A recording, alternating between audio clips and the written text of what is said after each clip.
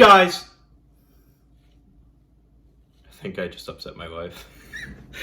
Okay, so my name's Stan, and today we're going to talk about the beginning of the universe. For those of you who don't know who I am and the purpose of this channel that I created, I'm a Christian, and I wanted to make a channel to kind of go through a journey of finding evidence and proving that Christianity is true. And I know that sounds like a really far-fetched mission of mine, but I promise you that if you stick with me and keep coming through and watching these videos that I'm going to be putting out, you'll be pleasantly surprised. So today we're going to be talking about the beginning of the universe, the Big Bang, all that stuff, right? So I'm actually going to pose an argument, a really old one, called the Kalam Cosmological argument. And this will be part one of a multiple part series on the argument itself. In this part, we're going to talk about the argument itself, the history of the argument, what the argument attempts to prove, what kind of argument it is. We're going to define a lot of different terms just so that way we're on the same page. Especially for those of you that are lay people who've never really studied philosophy or cosmology or any of this stuff. And we're actually going to talk about what the conclusion of the argument really means in terms of how we observe objective reality. Parts 2 and 3 are going to be longer videos, and they're going to be covering evidence to support the argument. And part 3 will be majorly talking about objections to the argument. So a little bit of a disclaimer, this argument is really more of an argument for classical theism. That is the belief that at least the universe, all of reality, all that stuff was created by some kind of a god. It's not really any god in specific. That'll be addressed in later videos, obviously. For now, just understand when I say God, I'm not talking about the Christian God. I'm not talking about Thor, the Islamic God, the Jewish God, anything like that. This is strictly classical theism.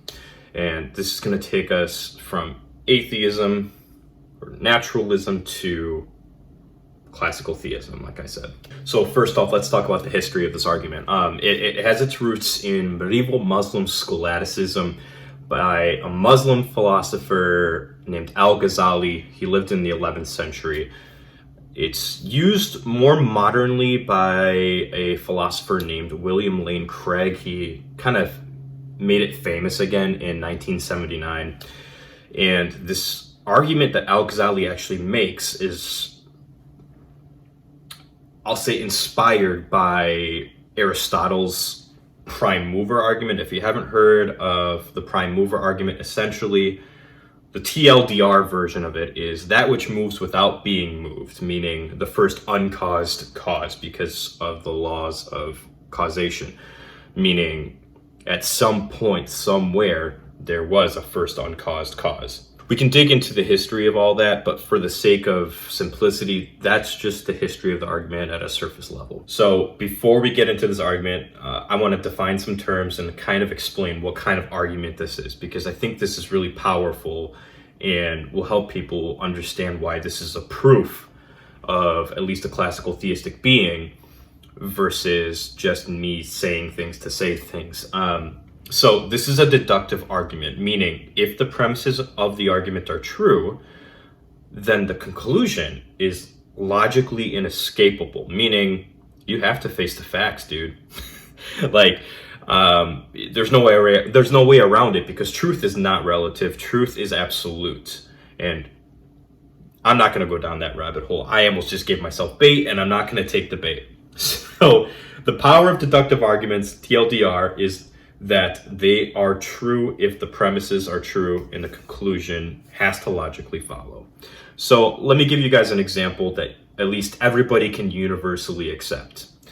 All numbers ending in 0 or 5 are divisible by 5. That is premise 1. Premise 2, the number 35 ends with a 5. Conclusion, 35 must be divisible by 5. So I'm actually going to dig into this a little bit more, because I want you guys to, at least you lay people who haven't studied philosophy, to really understand how this is framed and why it works. and this might seem really pointless, but just work with me, because for those of you who already know what I'm saying and how this is framed out, there's other people out there that might not know, so bear with me. So if we look at premise 1, all numbers ending in 0 or 5 are divisible by 5. Pretty simple to understand, and it's very easily seen as true because we can test it and see it's true. Premise 2, the number 35 ends with a 5 is self-evidently true. We can see it right there. So the conclusion is that 35 must be divisible by 5. So the reason I chose to use this as an example of a deductive argument is because it's pretty easy to accept as true, as opposed to accepting that God exists as true. So, and most people would all agree that 35 is divisible by 5 because that's what they grew up in. It's a really easy thing to wrap your head around, and it's a really easy thing to set up within a deductive argument framework. This is the framework of a deductive argument. It's posting claims that are true and then making a conclusion based off of those claims. So let's dig into the cosmological argument now and see what it says. This might give you some brain constipation. So if you need to go back when we're talking about certain topics, please go back and don't feel bad about it, because there's days where I'm thinking about this stuff and I just need to stop. So a few terms that I want to define and help you guys understand before we talk about the argument, and I'll show you what it is. First, I want to talk about time itself. Time is, in a layman's explanation, the process in which we move on from one moment to the next moment. So that means that before time existed, anything that was just was. Meaning nothing happened, nothing changed, and nothing caused, it just was.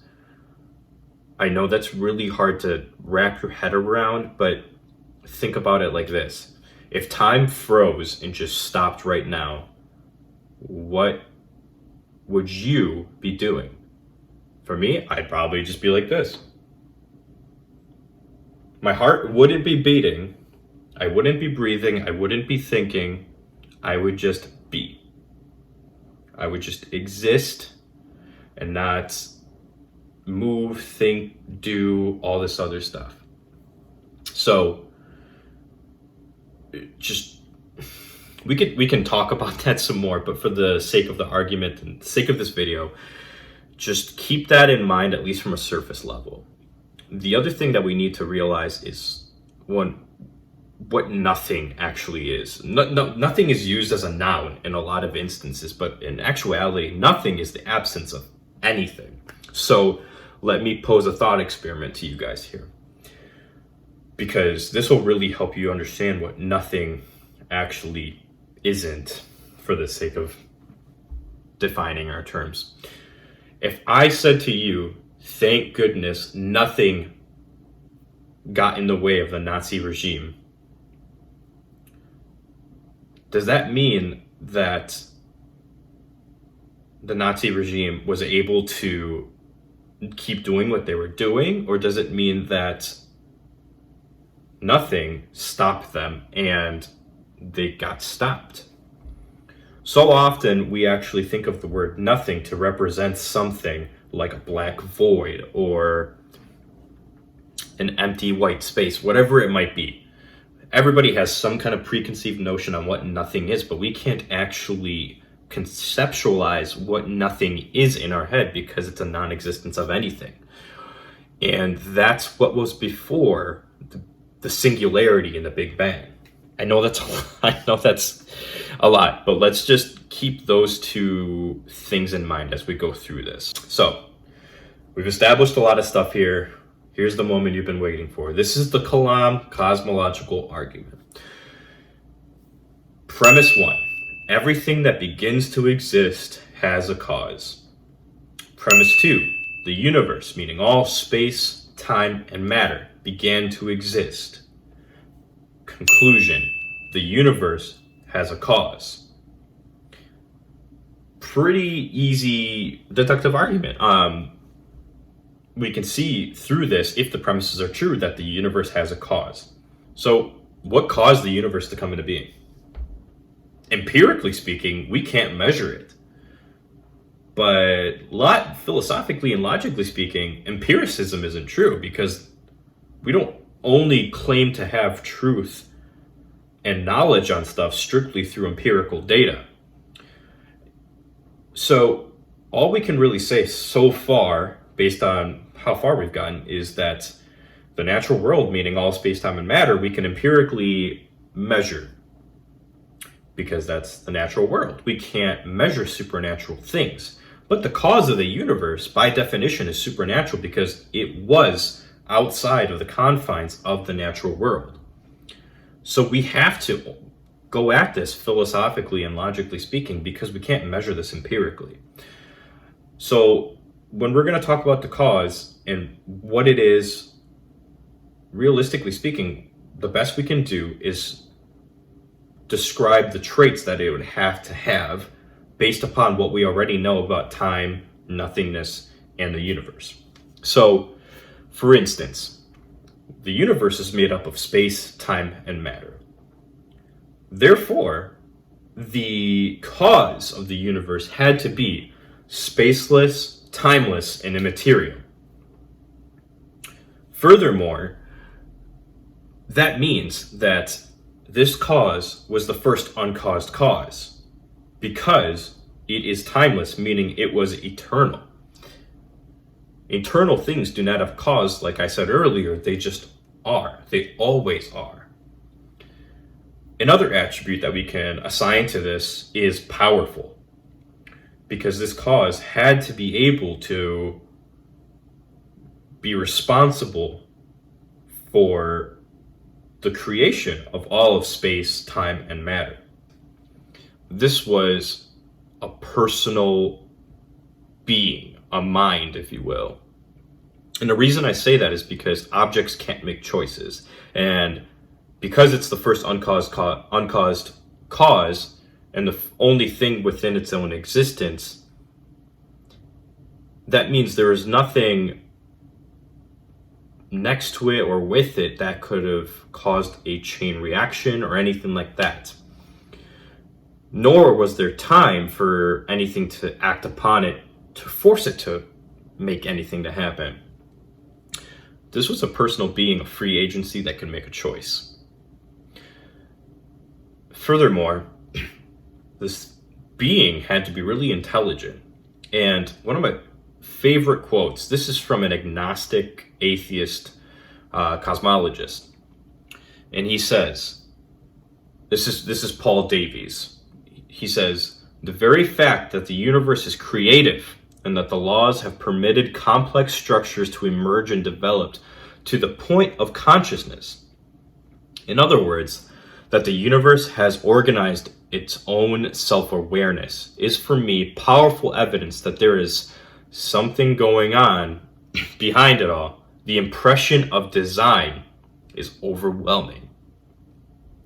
In other words, the universe is finely tuned. Let's go over these attributes some more again. Spaceless, timeless, immaterial, personal, powerful, intelligent. By all constraints of the definition of the word God, this is what classical theists will look at and call a God. We're at the conclusion of an immaterial mind who's powerful and intelligent that created the universe. Again, the only way to disprove this conclusion is by disproving the premises. So at the very simplest core of all of this, what does this mean? This is not a case for Christianity or any religion for the matter, but this eliminates the atheistic worldview as logically invalid. When we put this all together, this is a deductive proof that God exists and that the universe was created by an immaterial mind. And I use the word proof because this is a deductive argument. There's no way around it. If the premises are true, the conclusion has to be true, meaning that even without empirical data, this is true.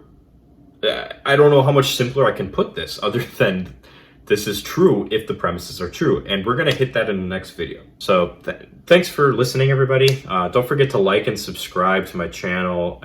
Every like and every subscription really helps me, at least with my goal. Let me know your initial thoughts to this in the comments, or hit me up on the phone, text. I don't really care. And if there's any objections, let me know. For real. I know I'll be covering a video on the most common objections and what I at least think are the most credible objections out there, but sometimes I get objections from people that I've never heard before, and I want to hear them because at the end of the day, I'm in a pursuit of truth.